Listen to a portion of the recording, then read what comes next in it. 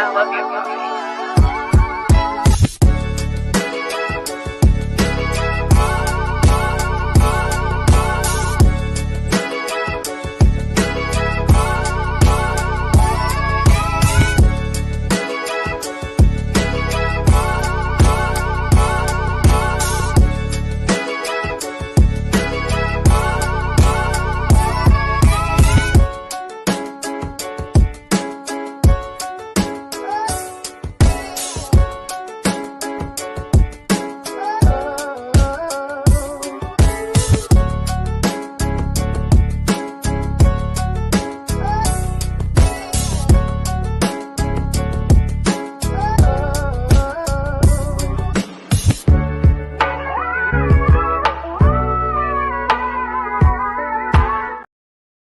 Ladies and gentlemen, I have an announcement.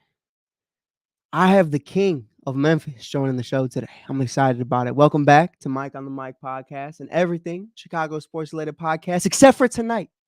Because I'm joined by the King of the M, Big Grizz, Jeezy himself, Mr. Randy Jowers. Sir, welcome to the show. The hardest intro in the game, Mike Hughes. What's up? Oh, Randy, last time we did a show together, bro, I don't even know. 2022?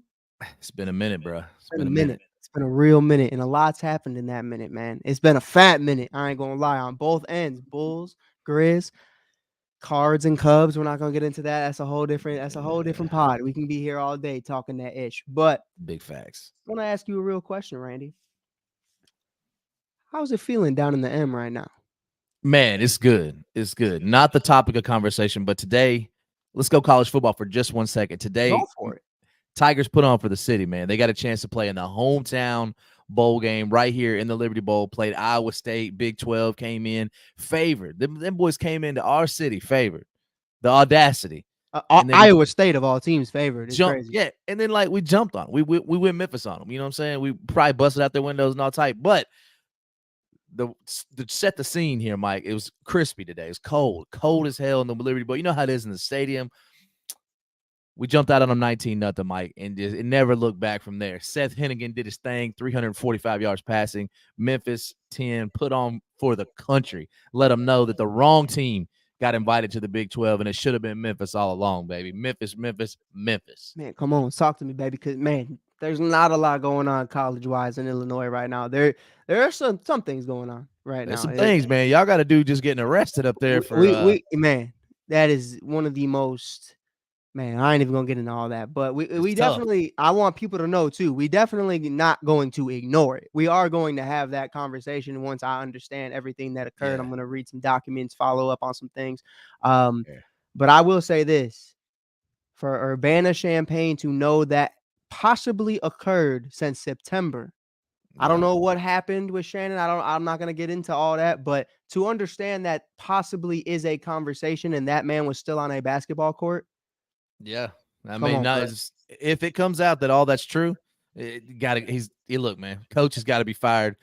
Athletic directors might need to get fired. You can't have that. That's a Northwestern. And man, come on, Randy. We just had the Northwestern scandal. Randy, I just had it. You know why I'm a Tennessee Volunteers fan, man. It ain't because I love the color orange. It's because I can't stand Illinois college sports. It's just, it just grinds my gears. But I know something that was bothering you for a while, man, was the conversation that the Memphis Grizzlies are better without Ja Morant. Tyus Jones is a better point guard for this team. Randy, these were all statements that were said and ruled to be true for quite some time until a start to the season, 0-7. Ended up 6-19 before Crispy returned. A woman told him, please punch me in the face. I don't know what happened. The court session was crazy. I don't even know that. Why? I would have, Randy, you know me, bro. Yeah. By the grace of God, I would have put the pause on that woman just because of the question alone. It was frustrating to watch. It was awkward. It was awkward. It was it bothered me. It really bothered my soul. And by the way, we do not promote violence against women or anybody on this show. All I'm saying is that was so out of pocket of hey, Randy, really quick, are your earrings real? I'm a millionaire. I mean, like what are we? What was you supposed to say? What are we talking about? Like, what? Why am I here right now? Is the question. You're trying to get me hot. You're trying to get me to act out of pocket. Ja Morant finally makes his return. Randy, I wanna give the floor entirety to you.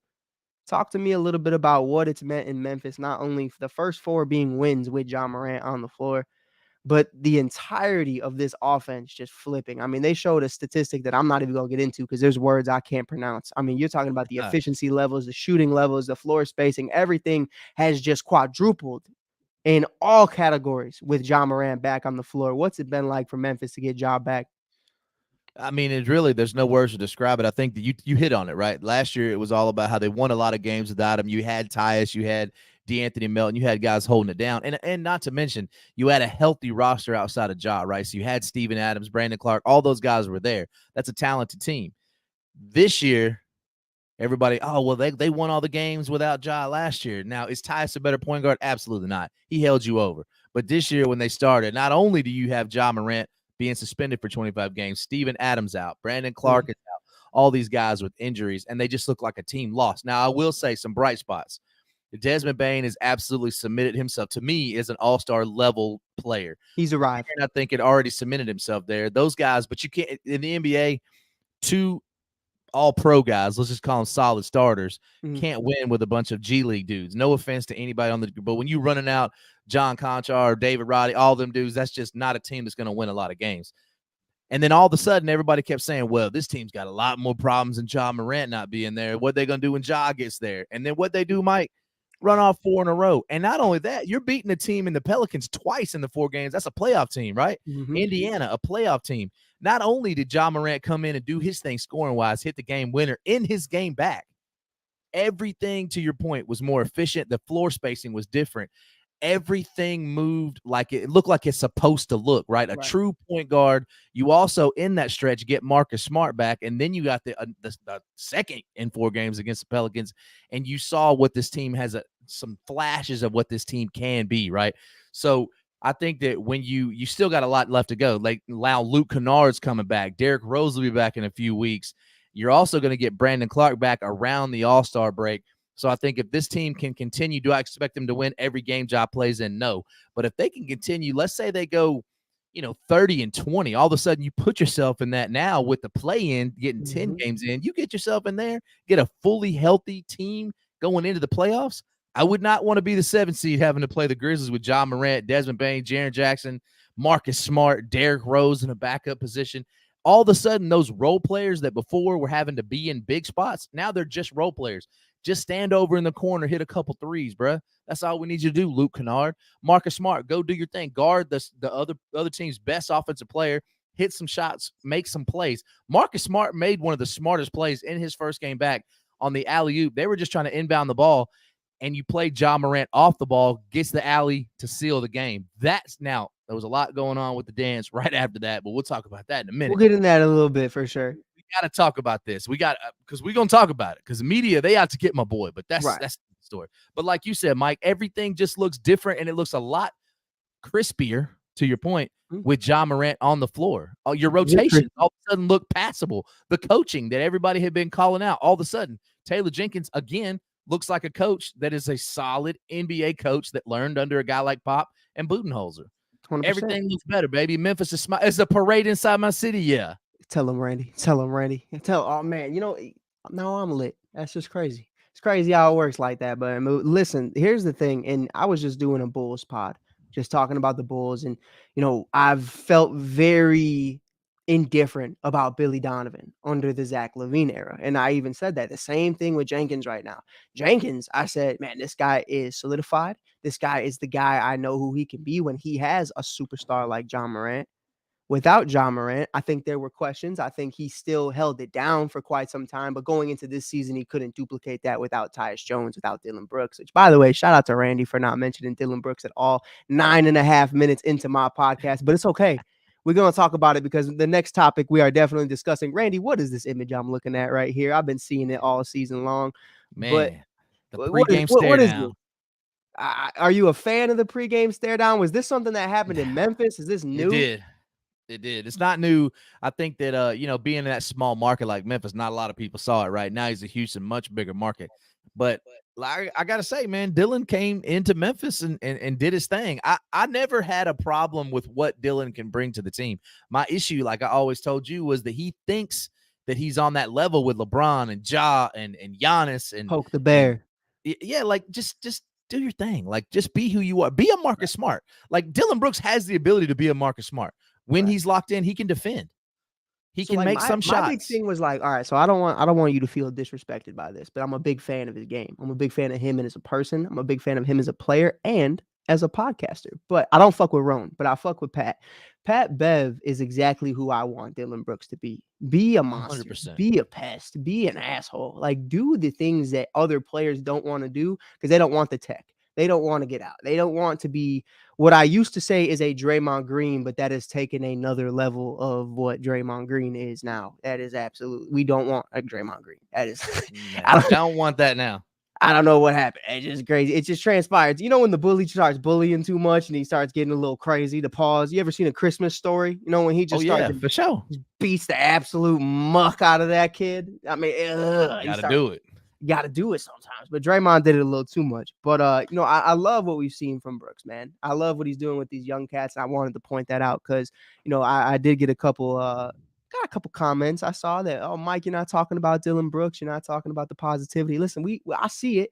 I see it, but I see that record too. You know what I mean? I gotta also understand that things aren't perfect over there. But you talk about Ja, you talk about everything that's going on. The point I was making earlier about, a Billy Donovan without Zach LaVine, sometimes it's addition by subtraction. But in the 100%. case of Ja Morant, it's complete opposite. 10 times better with Ja. There's so much more you can do on the floor with a guy like Ja Morant. We and you have talked about it time and time again. And you even told me, Mike, he's in the game, Mike. You have to pay attention. I didn't notice. I didn't see Zion Williamson in the first game in Ja's return. I didn't notice him in his 13 points. That is something to me that I have spoken so highly about since Murray State. I said Ja Morant is the number one overall pick. If you say otherwise, you're crazy. Now Zion is number two, but I always felt that way because of one guy and one guy only. And you know where I'm going with it is Derrick Rose. Yeah. I've always seen Derrick and Ja. Pause. But I think that's something that is just really important to point out that not only are these two together now, but Ja's game, I feel like, can elevate to a completely different level with Derrick in his ear. We're not talking about, we even heard Derrick say, I'm not here to fucking babysit anybody. I'm here to Yeah. mentor him as a player and as a person. We're going Yeah. to get this. And how have you felt about it so far, the Derrick Rose experiment, both offensively with that second unit? He's been a bucket when he's healthy. And then obviously you see him walking out with Ja in his return. He even did the announcement, welcome back, Ja. I thought that was sick. How have you felt about Derrick Rose back in Memphis, baby? I loved it. And for reasons you said, right? You got a guy who really had it all, right? Like Derrick was the MVP of the league. He was the most athletic player in the league. And people forget that, man. They look back on it and forget that when LeBron was going to the conference finals, Derrick Rose was the MVP. There was not a better player in the league that year than Derrick Rose. He carried that team. And no 60 wins disrespect. with Carlos Boozer, Randy. No disrespect to the Chicago Bulls, but that team was not very talented. Like they had Carlos Boozer, they had Joakim Noah. They had role players that like fit the role, but Right. Derrick Rose carried. Like, Right. and that's what great players do, right? So I think having him here, and also that he lived in Memphis for a year, played college ball here, it just all made sense. And he sees a lot of Ja Morant in his younger self too. And he's been around, right? This guy's a guy that wanted to quit basketball. Injuries derailed him, and he looks at Ja and says, "Look, injuries aren't derailing you. You are derailing you." I think that's the conversation that he can have. Also, if you look at a guy like Marcus Smart, bringing in a veteran like that to say the same things, right? Like I've been on the other side of that. I had a bad rap. Now, whether Marcus Smart feels like that's fairly given to him, he doesn't, but it's okay. You've been on the other side of that. Hey, man, stay out of the noise. Like just Right. you got to galvanize with your squad. And the Grizzlies, to be honest, outside of Steven Adams, who's not a confrontational dude, they didn't have a lot of dudes that was willing to say, Ja, quit, you're fucking up. Who's not confrontational? Well, Adams will pick up y'all's dude. Listen, Adams sir. going to protect his own. I know Randy ain't gonna say he's not confrontational. Randy actually sent me a T-shirt of Steven Adams manhandling my boy. I forget who he picked up, but I don't remember that dude, but you got the I shirt think it though. was, who was it? It was oh man, that sucks. That's how you know he was ass. That's how you know he wasn't a good player.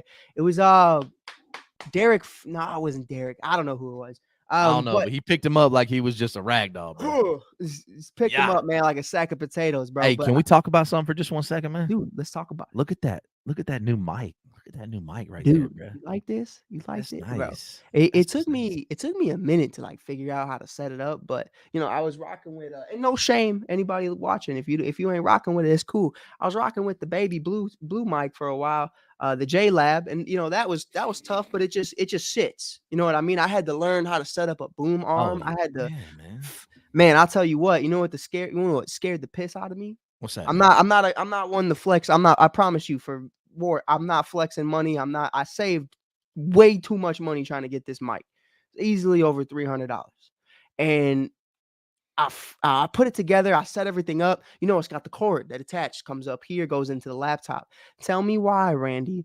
My laptop was a year away from not having the plug for the USB. It was the exact date, the exact year, the last year that it was going to be available. This laptop I have is from like 2017, something like that.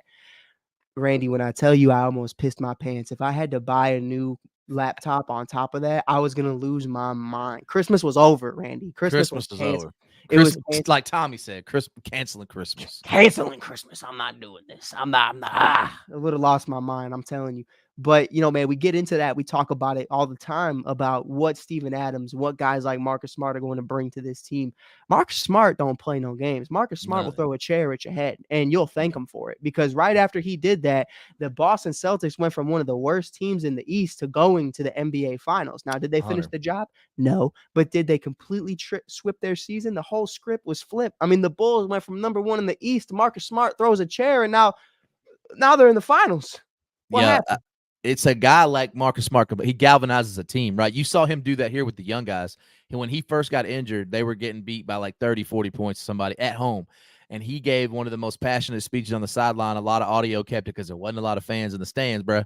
But it was basically him telling the young guys, you are not taking advantage of this opportunity. And these people do not pay money to come watch you not try, to Right. not talk, to do all the things. So I think moments like that, even though like they know, right, without Ja, without Smart, without Adams, without Clark, look, this is not a team that's going to be competitive for playoffs, but you can do more. Like you can Right. always learn to grow. But I'm gonna tell you this right now, Mike, as long as they're running out of John Conchar in your regular rotation, yeah, we can't even talk about playoffs, man. Hey, John Conchar, I bet you're a nice guy. I bet you're a guy that I'd want my daughter to date, but you're not a dude I want in my rotation of my NBA team. 100%. 100%. Listen, you could date my daughter, but you're not on my fantasy team. That's all I know. Not putting you on my fantasy squad. You got some nice little tattoos, got your nice little hair thing going on. You probably look good in, like, you know what I'm saying, in your little suit, whatever. You should probably be in a suit more often on the sidelines. I want you to know too, Randy. Listen, I was 0-7 to start my fantasy league. John Ja Morant comes Crispy. back. Got my first dub. Got my Hey, first just dub. like the Grizzlies, baby. He's N- gonna n- carry you. And look, he was out last night. They win the 4 games in a row. He was out Yeah. last night against Denver, and they went right back to looking like the team they did before. Mhm. Lost by like 37. But guess what? Breaking news. They tip off in about 12 minutes against the Clippers in LA, and Ja Morant is a go. Will start the game, Let's as will do it. Marcus Smart. Let's do it. And it's going to be exciting because you and I have talked about that, and I want to get into it before we have the ultimate John Morant conversation. We're going to get into it. Bazookas, no bazookas, got questions. Randy's got answers. He got all the answers. But, we talk about that rotation. Let's fast forward 3 weeks from now.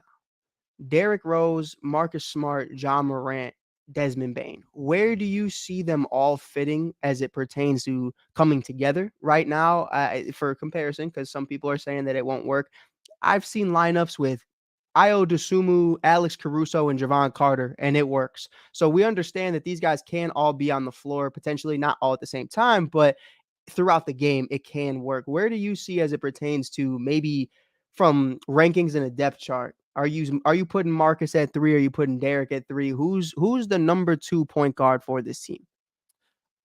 I would put it Derrick Rose as the backup point guard. What I would do, I think this is what I would do. I would start Marcus Smart probably at the 2 to start Desmond at the 3, just because of a little bit of size. Now, Desmond Bain, all that I love, I do have for you. Dead eye shooter. He got little tiny arms. I don't know what's up with that.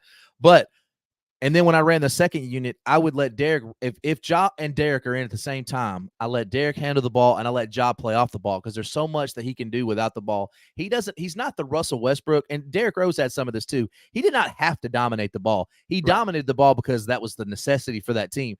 Ja plays really well off the ball, just like Derrick was capable of doing. But at this stage in Derrick's career, he can do a little bit of that too. A couple games ago, before he got hurt, he was actually doing some spotting up threes. My man can still shoot that thing a little bit. I think this is what I think.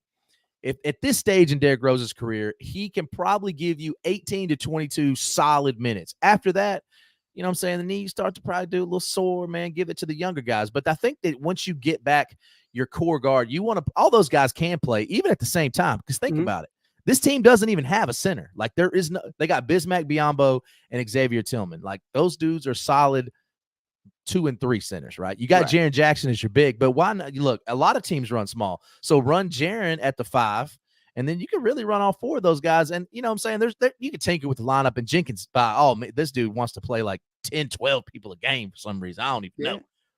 But the most important thing, though, is having somebody that can come in that you trust with the ball other than Ja Morant. And I think that Desmond Bane can give you that. Derrick Rose can give you that. Marcus Smart can give you that. They got a lot more options. And all of a sudden, everything, again, starts looking a little bit like more clear, right? It's all of a sudden like, oh, we can actually get the ball up the court. We can get into a set. We can run a play. But here's my thing. Here's my big question, because you hit it on the head about the center part. You know how big I am on Steven Adams. I was big on Steven Adams before anybody was, when it was the handlebar mustache days, no tattoos. I miss him. I mean, you miss that guy. But, when it comes down to it, at the end of the day, you have to address that at some point this season. I feel like if they really want to get over the hump, and I've expressed that to you, I said during the offseason, hey, man, you want Vooch? You said no. But understandable. But you're getting What's the salary Brandon. situation like? It was a salary situation, but come on, man, help me out. But, with that, you see a guy like Brandon Clark coming back, 6'8", 27 years old, fitting him in this rotation as being the power forward of the team. Where do you see him fitting when he returns? Is that just coming off the bench? Because this is an Achilles injury, man. It's going to take some time, but could you, at 6'8", confidently give him that center position over a guy like Tillman? No, I think you would have to play him. When he's been the most effective, he's been in that small power forward, that hybrid role, right? They're not really, I mean, really, when you look at the interior, we don't really even have small forwards, power forward centers anymore. Everybody's just kind of hybrid. But when Brandon Clark is the most successful and most efficient in the NBA, has been when he comes off the bench and he's a spark plug, because the guy, even though he's 6'8", he's got hops. He can jump out the gym. He's super athletic, and he's tenacious. Like the dude finds rebounds. I mean, if you look back on it, like Dennis Rodman, how tall was he? 6'9", 6'8"? Something like that. So I don't know that it's necessarily the height. Brandon Clark's got a little bit of build on him, but it's really the dude's got bunnies, man. He can get up and get them. So I think he's going to be a defender and a rebounder. And his points, I'm not expecting the guy to come in and give us 16 to 18, but if he can come in and give you 8 to 10, I mean, that's all you need, because it's somebody to spell Jaren for a minute. And I think even though this is not an ideal situation, you're going to be running that Bismack Biyombo, Xavier Tillman rotation in there, subbing in Jaren whenever you can. The problem that we're having for his whole career with Jaren is when he does guard bigger centers or bigger guys, he gets in foul trouble a lot. Right.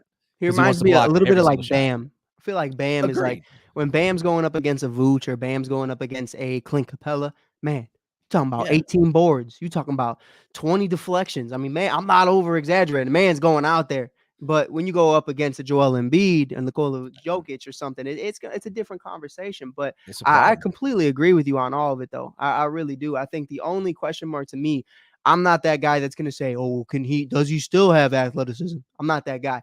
But does he still have athleticism right now is the question, because I believe in time that's going to come. Obviously we're coming back from an injury. I suffered from an Achilles tear last season. I came back this year, man. In the summer, I was killing it, Randy. I'm batting like 520. I'm dominating, but I'll tell you what, I'm not running the same. I'm not feeling the same. People telling me everything looks a little different. Come fall, completely different mindset, completely different feel. Leg feels great. Everything feels fine. But those first few months, it's a weird transition. So I'm going to be curious to see how he returns. But you talking about bunnies, man. I saw a bunny the other night that led up to a bazooka blaster. I want to talk to you about this clip we're about to play real quick. Dive deep into what was really meant and what was really said by Ja Morant, because we got to keep it for context. I believe, Randy, if I'm not mistaken, this was in New Orleans. For It context, was. it does matter. Here's the clip of Ja Morant that's been going on social media like a hot pocket on fire, bro. I mean, it was hot as fire. Tonight's game produced by Scott Zachary, directed by Tom Hewitt, Brian Wright with the graphics, Joe Balmos with the replays, and Jason Boyer making the trip to New Orleans.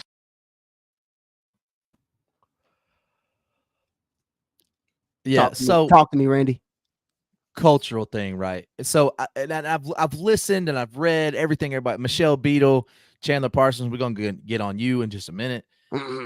So LSU football team, for those that are not familiar, they do this exact dance. It's a New Orleans thing. One of the guys went on Twitter. His Twitter handle was like subtweet Sean. To be honest, I don't even know who he was. I've never heard of him, but there was a song called Rock Your Hips, and that was the dance they did in the video. And it was a New Orleans thing, right? So Ja Morant was doing the LSU football's done it. A lot of NBA players, actually, I looked this up after, have done this exact dance. The reason that it gets more attention from Ja was he just came back from a 25-game suspension. So anything that looks like it's gun related is going to get some eyes. But here's my problem, Mike. You got a guy that's done everything that the NBA commissioner Adam Silver asked him to do. Went through rehab. Like, let's break this on down. This dude broke 0 laws. No crimes were committed, and he got suspended 25 games for conduct detrimental to the league. I get all that. Okay. I know where this is going. But you got another dude. There's an active criminal investigation. And mum is the word. Other than, we're doing an investigation, we'll let you know. Josh Giddey, still playing. You got another dude that done beat his girl's ass. Still playing. I mean, the hypocrisy from the NBA on this, singling out what I feel like is saying, and maybe I'm being biased, but you have a guy like Ja Morant, who's one of the faces of the league, whether people like that or not, right? Must see TV.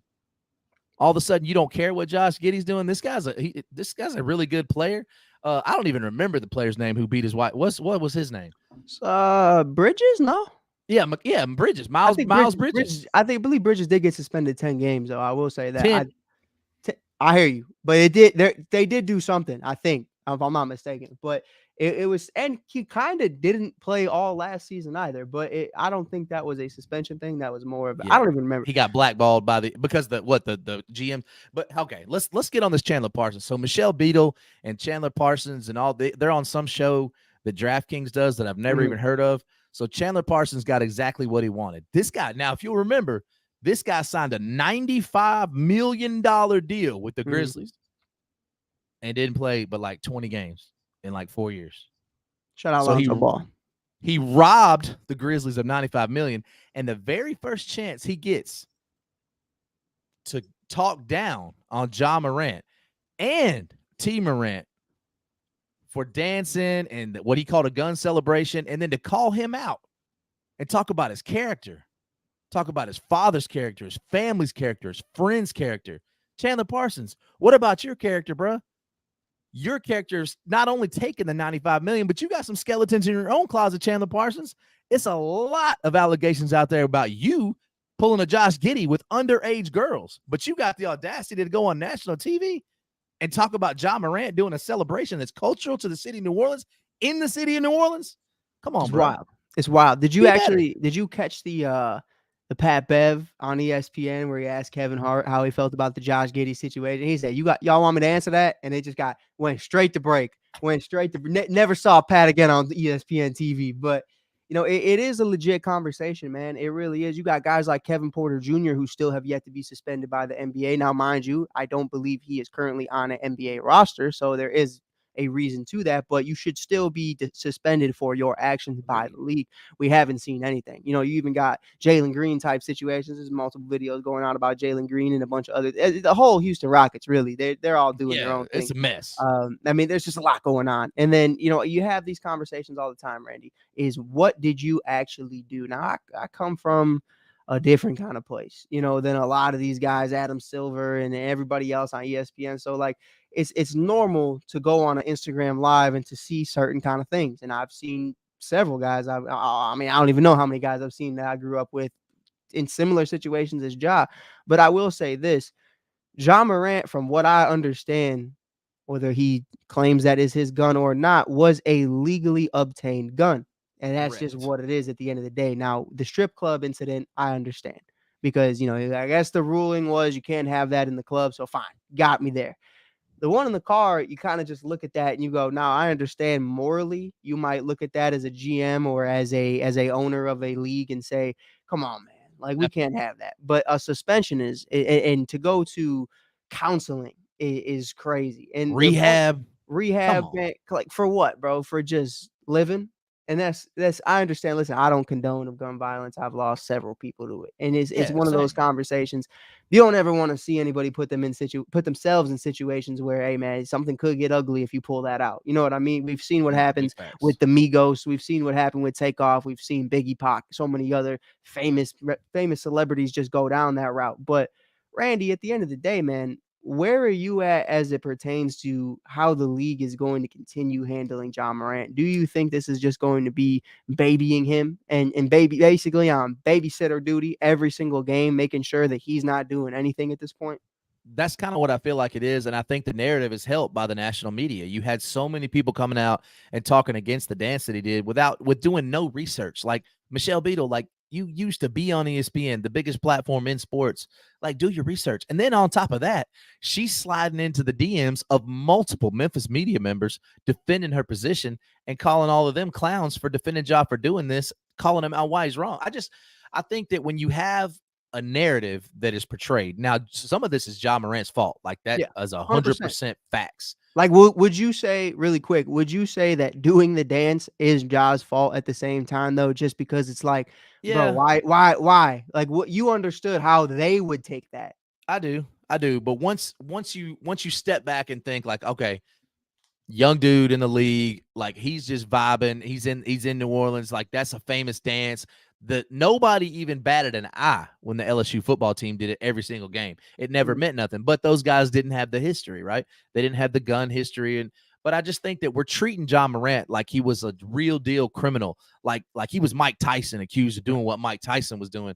When the Michael reality Vick of it, type stuff, like, right. Like so the only thing, but that's the thing. When Mike Vick came back in the league, everybody they want to root for the underdog, and that's what Mike Vick was when he came back. But all of a sudden, Ja Morant comes back and he can't get the same treatment for, by the way, not committing a crime.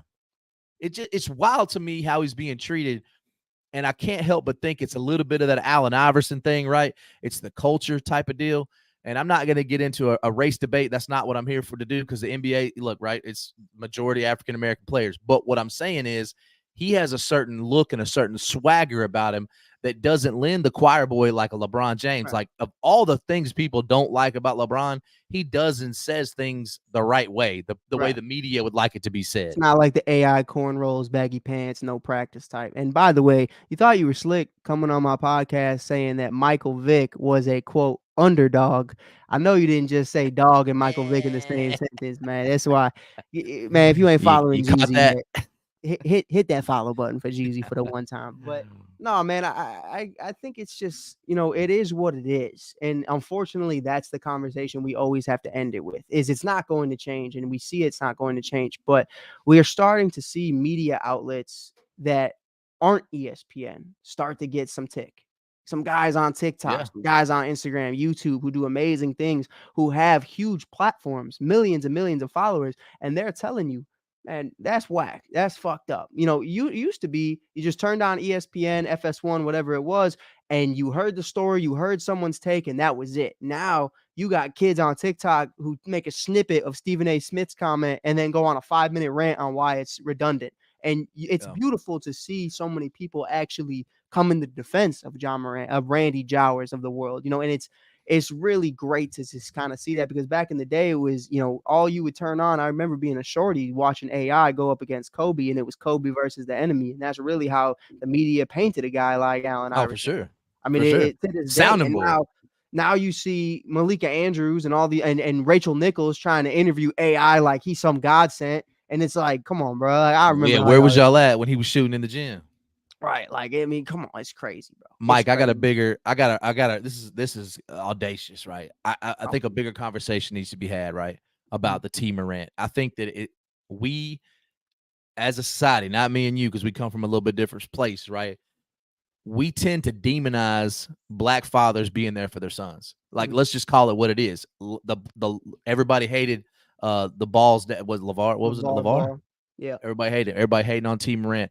Every time we see a proud African American dad, all of a sudden he gets hated on, bro. Let's talk Yeah. about it. Why? I think, Why? the big thing for me and why I think it's so important is the stigma. And it's the conversation of this is a narrative that not only the league, but I mean, we can go all the way down from American Idol to America's Got Talent to everything around the board. Everybody loves a sad story. Everybody loves a kid who grew up without a dad. And that's really what it is. And at the end of the day, when you see something you haven't seen in that light before, you love to knock it. You love to hate it. I mean, I've talked to not change the subject. I don't want to shy from it, but it's important. But I think it's also a conversation that we're starting to see change from on other levels in the sports world is, hey, man, I see this guy on ESPN, but I don't think he has a college degree. Why is he there? Why is he talking? Why? Woo, woo, woo. You got a lot of guys coming from a different places. Some don't have things. Some do have things. And like I've Yeah. talked about before, man, I mean, the world is changing and we're starting to see the better out of a lot of different things. Some people come from places with no family, no home, no degree, but they found their way there. Other people, hey man, it's okay to have two parents. It's okay to have a father figure in your life. You know what I mean? And I'll be damned, 100. Randy. Listen, coming from a guy who lost his dad as a shorty, you think I'm not gonna be at my kid's game every game, wilding? I promise you, Randy, I'm getting a tech. Everybody on the team getting a tech for the shit I'm going to say when I'm at the game. Same. I'm not that way now. I got 4 kids. I'm the same way. But I think that we just got to really got to ask ourselves and be honest. Like, Right. nobody said a word when Archie Manning is at the game. Matter of fact, nobody said a word when you got Del Curry at his kids' games. Why? Because he looks a certain way and talks a certain way, and he's not out there being outrageous. So what? T. Morant is a proud father. Yeah, he's on the sideline. He's doing his thing. He's dancing. He's hollering, hooping, dapping it up with the players, getting into it with Shannon Sharp. Don't you want a dad that's there and involved in the kid's life? That's what every father should want. And I think the big thing for me, and listen, I'm not taking shots at nobody. You could take it how you want it, dog. Remember how I said it. Remember what I said, because I think it's important. No matter who you are, whatever network you are in the city of Chicago, I have learned one thing. Everybody wants to talk Chicago, but nobody wants to talk to Chicago. Nobody wants Chicago on the mic. They want white boys in suits from Evanston. They want dudes from Naperville. They want dudes from Aurora. Maybe not Aurora. Aurora's kind of ghetto. But you want the suburban guys who went to Columbia College. You want the guys who went to Loyola. You want the guys from Northwestern, but nobody wants to talk to the dude from 79th. Nobody wants to talk to the dude from Austin. Nobody wants to talk to the dude from Humboldt Park. But some of those cats got the best stories. Some of those cats know ball better than half of these assholes who are 5'8" and never picked up a basketball. Now, I am 5'8", but I have picked up a basketball. I will tell you that much. But I think at the end of the day, Randy, that's the stigma. You are talking about a man who actually has gone through trials and tribulations in his life, and thus far, he talks a certain way. I love how Patrick Beverley talks however he wants, but for whatever reason, ESPN allows it. Why? Because he's in the NBA. He is a player. You're cool if the players talk and act a certain way, but if their parents, relatives, or friends talk a certain way, it's a totally different conversation. I remember, man, and this leads to our final conversation of the night, but way back in the day, I don't know, man. We might not take Derrick Rose #1 overall. Doesn't his brother sell drugs? Does Derrick sell drugs? Well, no, but his brother sells drugs. Oh, well, who are you drafting? My brother or are you drafting me? And that's the conversation. But Randy, last topic of the night. You know I had to do it to you, baby. You know we have to have the conversation. Derrick Rose versus Ja Morant. Crispy. Let's get into it. Let's have a real conversation. MVP versus MVP candidate. Age is 22. Ja Morant 6'3" versus Derrick Rose is 6'2". This one actually surprised me. Ja Morant's only a $174 versus Derrick Rose is 200 pounds. That boy has thick. Vertical is crazy. Vertical actually goes to Ja Morant. Derrick's a little 4 flat. not too shabby. Points per game, Derrick beat him by 1. Not even 0.3, really, if we're being honest. Yeah. Assists are around the same. Rebounds are around the same. Steals around the same. Everything else is pretty much around the same relatively. The only thing that's different that I have noticed, and it's something we didn't really get a chance to fully see, and you talked about it a little earlier. Derrick Rose was developing a 3-point shot. Obviously, that wasn't something that was necessarily taught for Different Derrick league Rose though. growing up. Different league. Very different. Ja grew up in the Curry Steph era, Curry. where in Yeah. high school that's allowed and where college that's praised. And you start to actually come into that. Derrick was coming into that prior to the ACL tear in 2012, but we never really got to fully see that. But it was there, and 33% is still what is that, league average? I want to Yeah. say right Yeah. below. I think 35 is league average. But with that, Randy, I want to talk to you because we hear the conversations all the time. Russell Westbrook versus Ja Morant, but I've never really felt that way. I've never felt like they are the same. Ja, respectfully, is in a class of his own, not to take that away from either of the other two. Or Russ, pardon me, is in a class of his own as it pertains to his play style, the boards, the assists, the triple doubles, everything that comes with that. Um, the real comparison to me, and it's exactly why I believe that they are teammates. The only reason that they are teammates today is because of the similar play styles. How close would you put Ja Morant and Derrick Rose as it pertains to their games at their peaks? Even though I would debate, we still haven't seen Ja's peak, and we Agreed. never got to see Derrick's. No, agreed. I think it's a great comparison. It is the comparison that I always said. When people say Ja Morant and Russell Westbrook, I've never seen that either. Completely different games, completely different tenacity, like just different altogether. I think that when you look at now, I'm gonna if it's like a conversation of who am I picking at age 22, it's still the nod still got to go to Derrick Rose because I Right. think people sleep on the fact again, like I said earlier, that Derrick Rose was the MVP in a league that had LeBron James in his prime. Right. Like this dude was Dwayne doing his Wade, thing. Kobe Bryant. I mean, Yeah, we could do it all yeah, day. all the dudes. They all the Mount Rushmore of the NBA during that generation, and Derrick Rose was the MVP at 22 years old Mm-hmm. on a team that had Carlos Boozer, Joakim Noah, and a bunch of dudes, right? Listen. Kyle Korver is more than just a bunch of dudes. So this is what I think. I think Derrick Rose proved like he was look, 1 assist more a game. That's kind of a lot, right? Right. And then you talk about the fact Ja a little bit different, a little bit better 3-point shooter, but again, different league. I think Derrick, had he grown up in that time, he would have done the same thing. People also forget, man. Derrick Rose in college at the University of Memphis under John Calipari took that team to the absolute finish in the tournament, was one play away from winning a national title in his 1 year at Memphis. Mm-hmm. So this dude had something special in him from day one. Most definitely. So it's like I think Derrick Rose has been that guy for so long that it felt like a short career, but he was also in the spotlight. And I think their personalities, that is the thing that's so different. Derrick Rose almost did not want that spotlight like Ja Morant He's seems like to want. an introvert. He really is Yeah, an introvert. yeah, like an introvert. Where Ja Morant, he loves it, bro. You give him the shine, and there's nothing wrong with either style. Like you Right. are who you are, right? But I think I got to go Derrick Rose. But if you told me like right now, could Ja Morant be a better player than Derrick Rose at some point in his career? I think that answer is yes too.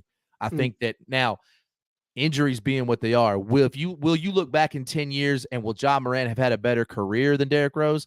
I think the answer is yes, because it was short-lived because of Derrick Rose's injury. Because like you said earlier about the Achilles thing, once Derrick Rose came back, he was really never the same player. Right. Now, whether that was physical or mental, you talked about it a lot. 90% of when you come back from an injury like an ACL or an Achilles it's mental. Do you trust your body enough to put it through what it went through before? Right. And I think the answer there is Derrick Rose never fully trusted his body not to fail him again. And then it did fail him multiple times, right? So it's a great conversation to have, but I got to go D Rose. If I only pick one at age 22, I got to go D Rose. That's why Jeezy is one of my best friends. I'll tell you what. That's nah. But honestly, though, I think that's really where I'm at with it. And I always, when they ask me about this, and a lot of people always do, how do you feel about Ja Morant? How do you feel about Derrick Rose, Russell Westbrook? I always say float like a butterfly, sting like a bee. And that's the difference. I mean, I see a guy who, when they want to be at their explosive peak, driving down the lane, I see a guy like Russ. I see a guy like Derrick and Ja, all three of them. They can get there quick. But what I never saw Russ do that Ja and Derrick can do is that float like a bee part. They For come sure. in quick as shit, and then out of nowhere, they're Just just hang. skywalking, baby. They're just Yeah. hanging there, man. I mean, it's they are in there like swimwear, Randy, and they're doing it. I mean, you would Yo, think you put that first game back against the Pelicans when he hit the game winner. it That's was exactly float. what it did. 1-on-1, he comes in the lane, spin moves, jumps in the air, and stops. It's Like just everybody else is jumping. He even had two dudes high-fiving each other in the he's air out trying to here. block him. Yeah, and he's just there's nothing you can do to defend that. And Derrick Rose did the same stuff. It's to be honest, we saw it first from another Chicago Bull, Michael Jordan, would get in the air, Mm-hmm. kind of just and then switch the things they can do athletic. Now look, Russ Westbrook, everybody knows how I feel about it. Not a huge fan, but athletically a freak, Right. right? And that's my point in the sense of with Ja and Derrick, you have, you have the bear. You can Yeah, go get that Grizz, baby. But then you got that Care Bear. Hey, man, he out that's there right. floating. He's flying.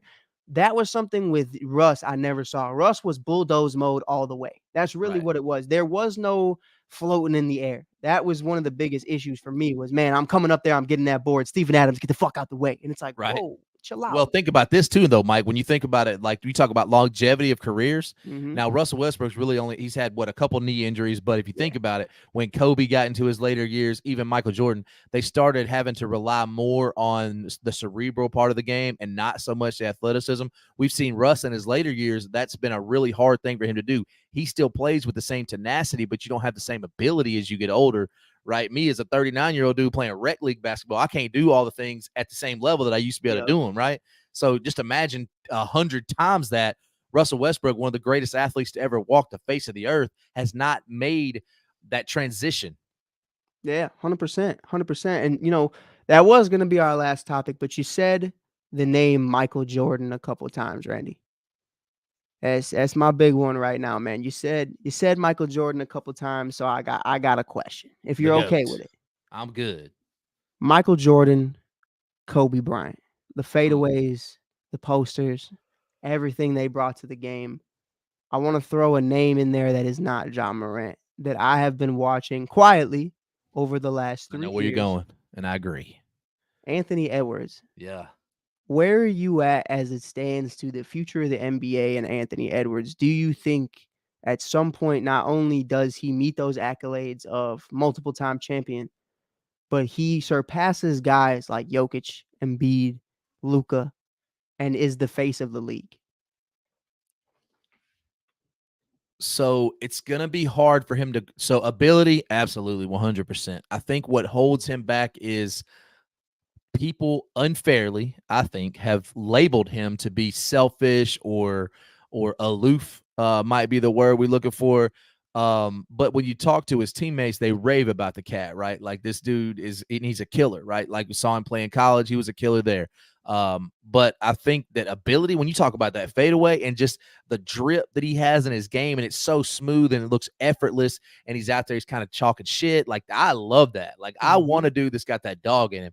And I don't understand when as a society we stop liking somebody going after the other team. Like Michael Jordan made a career out of that. Like He had a he would kill talk list, shit. bro. Yeah, like he wanted to kill the other team. Kobe wanted to kill the other team. And both, by the way, wanted to kill their own teammates from time to time. Oh, man. The same thing. Jimmy Butler, also Michael Jordan's kid. Anyway, so you know what I'm saying? Like Facts.